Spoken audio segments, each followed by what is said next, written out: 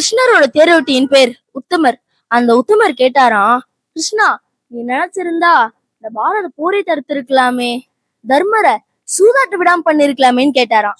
அதுக்கு கிருஷ்ணர் சிரிச்சுக்கிட்டே, துரியோதரன் பக்கம் சகுனிதான சூதாடினாரு, அப்ப தர்மர் என்ன பண்ணிருக்கணும், என்னதானே அழைச்சிருக்கணும். ஆனா தர்மர் என்ன நினைச்சாருன்னு தெரியுமா?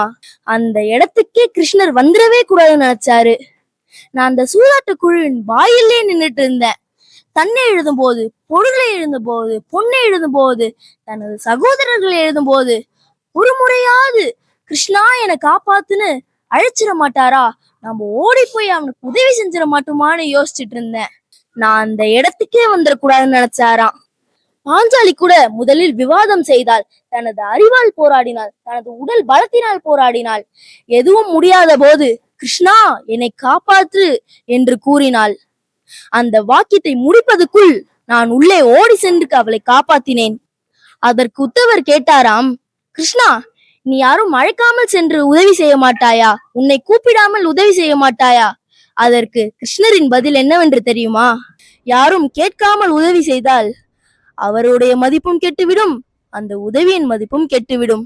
இது கடவுள் என்றாலும் பொருந்தும்.